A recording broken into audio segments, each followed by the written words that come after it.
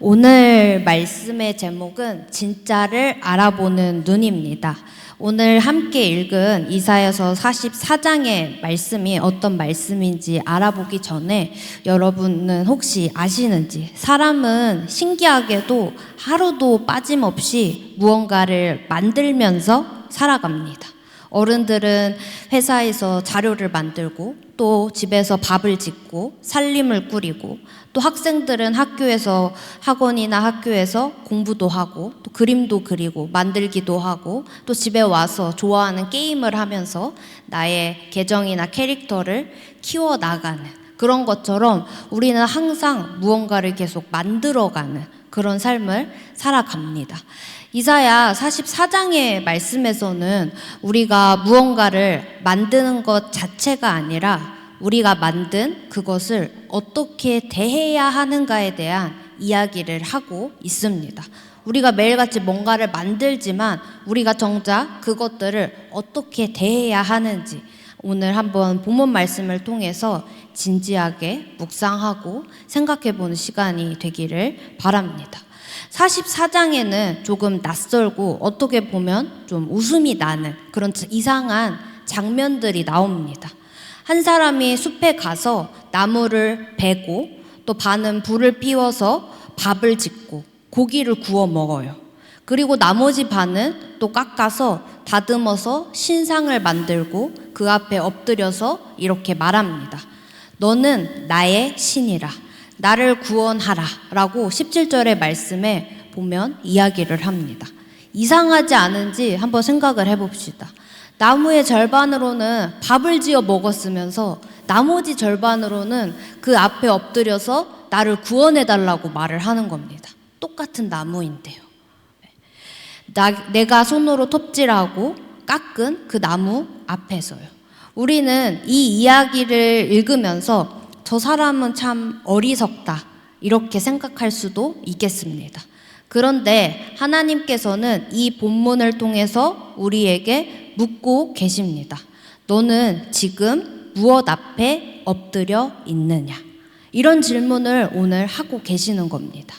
첫 번째로 우상의 진짜 모습입니다. 본문은 이 우상을 만드는 과정을 아주 자세히 보여주고 있습니다.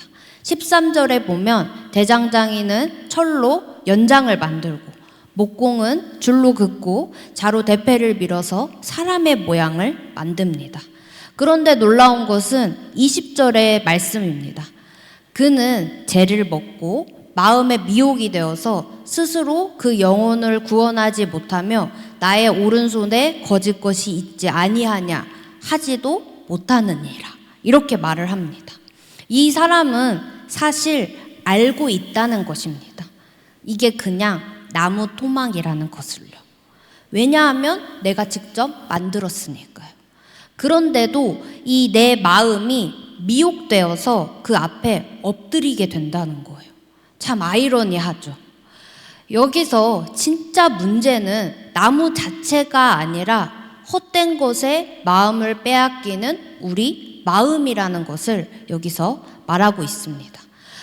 그런데 이게 정말 옛날 이야기일 뿐일까요?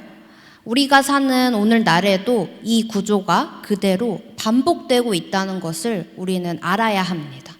우리는 SNS에 사진이나 글을 올리죠. 매일같이. 내가 직접 골랐고 찍었고 꾸몄고 내가 만든 것들인데, 이 게시글에 달리는 좋아요 숫자 하나로 우리 마음이 하루 종일 오르락 내리락 하는 경험을 한 번쯤은 해보셨을 겁니다. 반응이 많으면 기분이 좋고, 반응이 적으면 괜히 마음도 가라앉죠. 사람들 피드에 내 글이 안 떴나? 이런 생각도 들고요. 근데 내가 만든 것인데 어느새 내가 그것에 매여 있는 것입니다. 돈도 마찬가지죠. 내가 벌었고 우리가 관리하는 통장에 잔고 숫자인데도 그 숫자가 늘면 마음이 안심이 되고, 또 줄어들면 불안해지기도 합니다. 내가 만들고 쌓아온 것들인데도 우리는 정작 그 앞에서 나의 안정과 평안이 좌우되고 있는 것을 느낍니다. 이사야 시대 사람이 나무를 깎아서 너는 나의 신이라, 나를 구원하라 라고 말했던 것처럼 우리도 우리가 벌고 만든 이 돈과 숫자와 반응 앞에서 똑같은 고백을 사실은 하고 있는지도 모릅니다. 내가 만든 것이 어느새 나를 지배하고 있는 것이죠. 그래서 두 번째로, 그러나 이 본문 말씀에서 무슨 말씀을 하시느냐면 하나님은 그럼에도 불구하고 나를 지으시는 분이라는 겁니다. 본문은 여기서 완전히 방향을 바꿔버립니다. 21절의 말씀을 보니까 야곱아 이스라엘아 이 일을 기억하라. 너는 내 종이니라. 내가 너를 지었으니 너는 내 종이니라. 그리고 이어서 24절의 말씀을 보면 내 구속자요 모태에서 너를 지은 나 여호와가 이같이 말하노라 라고 말씀하십니다. 여기서 순서가 완전히 뒤집히는 겁니다. 앞에서는 사람이 나무를 만들고 그 만든 것 앞에 엎드렸죠. 그런데 이제 하나님이 말씀을 우리에게 하시는 거예요. 내가 너를 만들었다고요. 우리가 무언가를 만드는 존재이기 전에 우리는 먼저 지음받은 존재라는 걸 하나님이 말씀을 통해서 깨닫게 해주시는 겁니다.